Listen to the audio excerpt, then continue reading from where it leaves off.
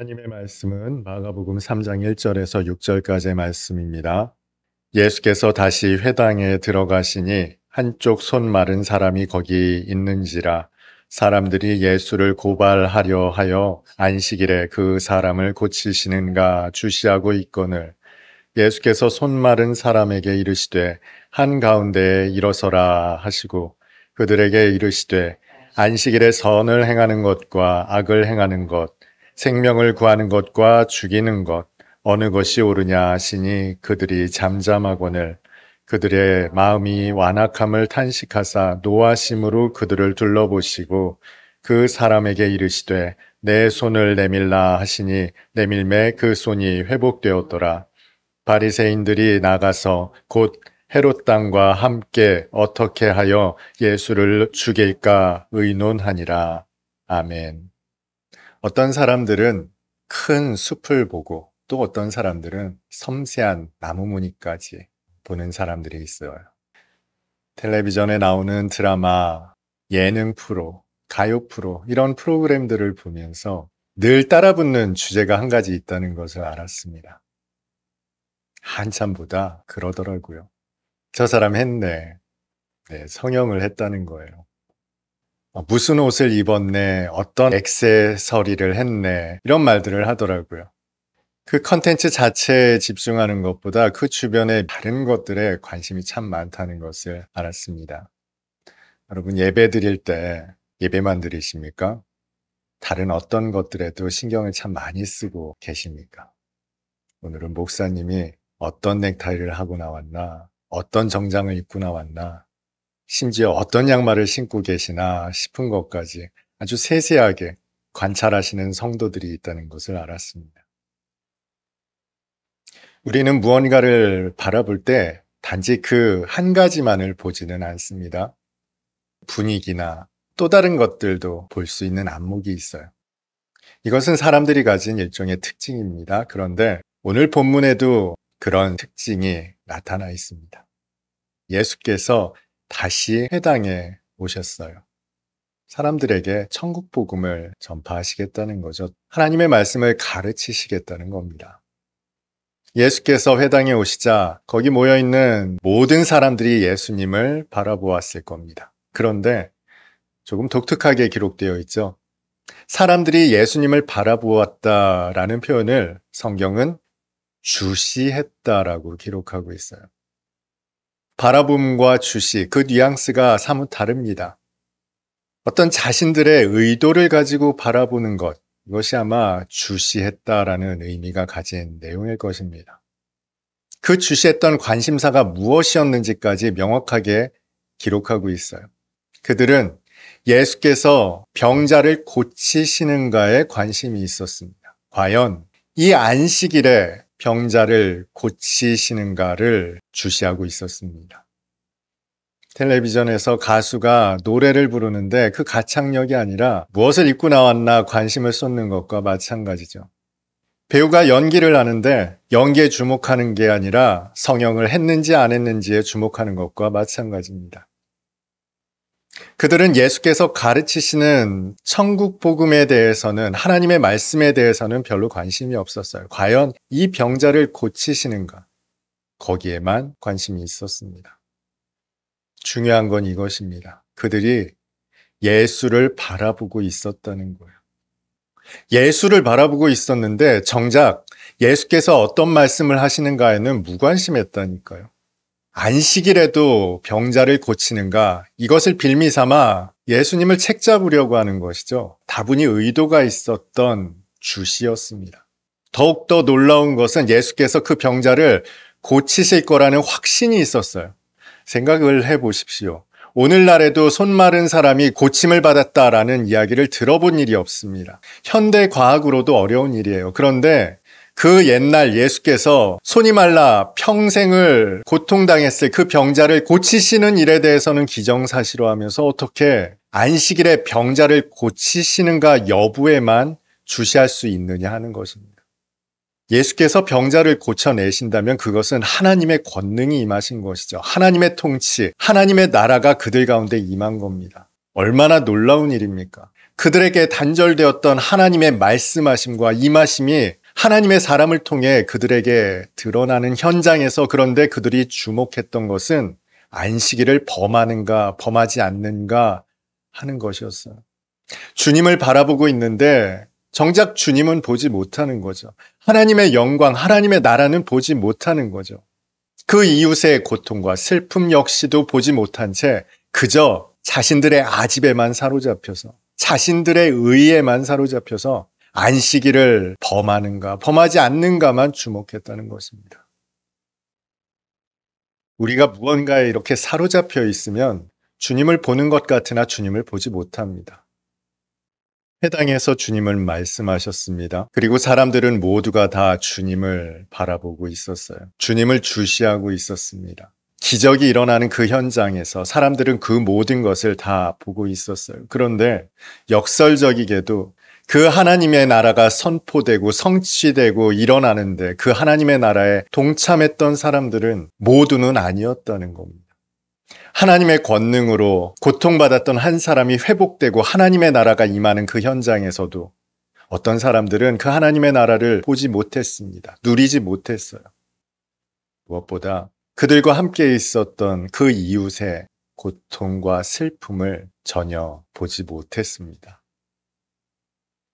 이 율법의 자기 의에 갇혀 있었던 사람들은 주님의 역사 가운데에서도 그 하나님 나라를 보지도 누리지도 못했습니다. 이 율법의 자기 의에 갇혀 있는 사람들에게 주님께서 이렇게 말씀하시는 겁니다. 너희들은 나를 주시하고 있지만 지금 너희가 보아야 할 대상은 내가 아니라 이 한가운데 서 있는 손마른 사람이다. 그래서 주님께서 그 손마른 사람을 한가운데 세우셨습니다. 그리고는 그들의 고정관념을 깨트리는 한 말씀을 하시죠. 4절 말씀을 함께 보겠습니다. 그들에게 이르시되 안식일에 선을 행하는 것과 악을 행하는 것, 생명을 구하는 것과 죽이는 것 어느 것이 옳으냐 하시니 그들이 잠잠하거늘. 주님의 이 말씀은 대단히 이례적인 말씀입니다. 안식일은 어떤 날입니까? 아무것도 하지 않는 날입니다. 유대인들에게 안식일은 모든 것을 쉬는 날이에요. 그런데 주님께서 오늘 본문의 4절에서 전혀 다른 말씀을 하고 계시죠. 안식일은 아무것도 하지 않는 날이 아니라 하는 날이라는 거예요. 그래서 이렇게 말씀하시잖아요. 선을 행하는 것과 악을 행하는 것, 생명을 구하는 것과 그 생명을 죽이는 것, 어떤 것을 하는 것이 맞겠느냐 물으시죠. 이 말씀을 들은 바리새인들은 당황스러웠을 겁니다. 아무것도 하지 않는 날이라 굳게 믿었던 안식일의 주님은 역설적으로 무엇을 해야 옳은가 말씀하고 계시니 말입니다. 주님은 안식일을 이렇게 말씀하시죠. 안식일은 아무것도 하지 않는 날이 아니다. 오히려 하나님의 뜻을 행하는 것이 바로 안식일의 본래 목적이다. 그 말씀을 하시면서 당신께서 그 안식의 참된 의미를 실제로 보이십니다. 손마른 사람을 고쳐내세요. 그를 구원하십니다. 하나님의 창조의 원형을 회복시키셨다고요. 주님께서는 진정한 안식이 무엇인지를 눈으로 볼 수 있게 나타내 보이시죠. 그러자 평생을 손이 말라서 진정한 안식을 누리지 못했던 그가 비로소 안식을 누립니다. 손이 말라 평생을 살았으니 얼마나 고통스러웠겠습니까? 어려서는 또 얼마나 사람들의 놀림감이 되었겠어요. 그것 때문에 얼마나 힘겨운 나날을 보냈겠습니까? 그런데 손이 온전히 회복되었으니 그가 누렸을 기쁨과 감사와 감격, 참된 안식이 어땠겠습니까? 주님은 말씀하시는 거예요. 이게 진정한 하나님의 안식이다. 이것이 하나님의 나라요. 너희가 바라보고 누려야 할 하나님의 진정한 안식이다 말씀하시는 것이죠.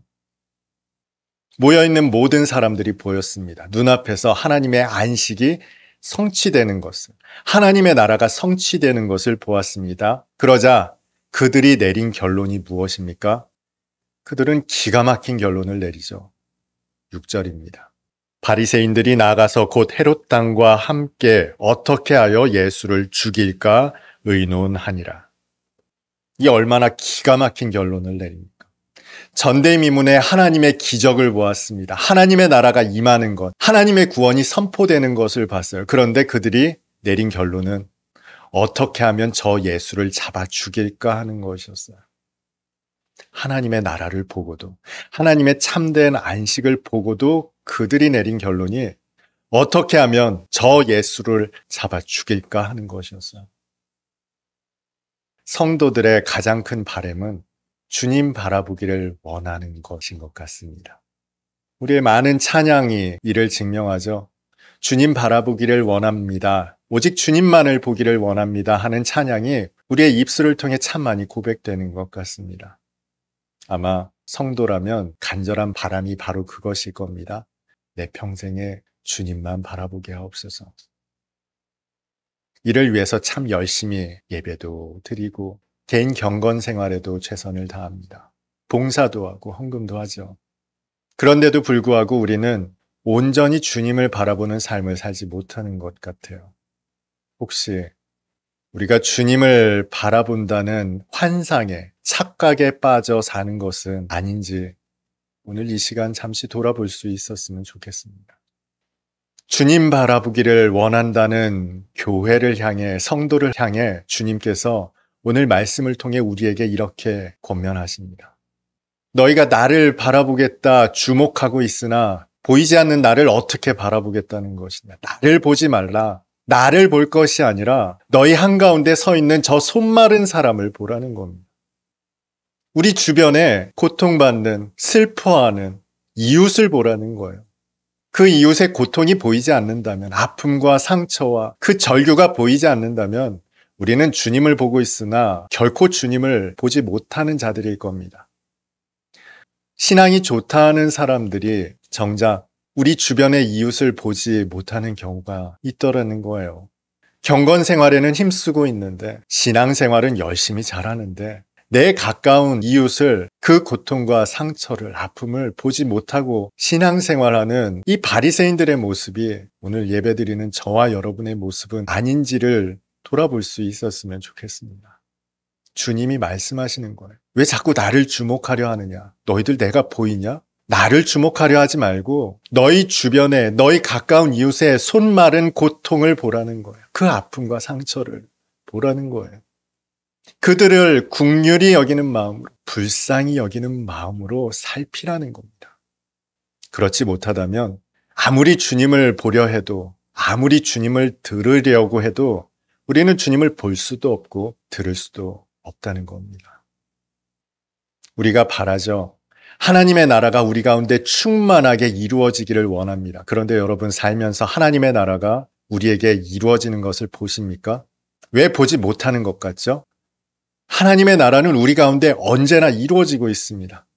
하나님의 기쁘신 뜻 가운데 모든 것이 합력하여 하나님의 백성들 가운데 이루어지고 있어요. 그러나 우리가 그것을 보고 있지 못하다면 어쩌면 우리는 이 바리새인들의 착각 속에, 환상 속에 빠져 있는 것과 똑같을지 모릅니다. 자기 의에 사로잡혀, 나의 율법의 관념 속에만 사로잡혀 주님을 보려 하니, 사람들을 보려 하니, 세상을 보려 하니 하나님의 나라를 보지 못하는 것이죠. 오늘 하나님의 나라를 보고 있지 못하다면 이제까지 내가 주목해왔던 그것이 과연 하나님의 선하신 뜻이 맞는지, 기뻐하시며 온전하신 뜻이 맞는지를 분별할 수 있었으면 좋겠습니다. 나의 눈을 돌려, 내가 바라보는 시선을 돌려 손마른 사람의 고통을 볼 수 있는 오늘 예배드리는 저와 여러분이었으면 좋겠어요. 그가 살아나는 모습을 보며 감격스러워하고 기뻐하고 함께 즐거워할 수 있는 오늘 예배드리는 저와 여러분이었으면 좋겠습니다.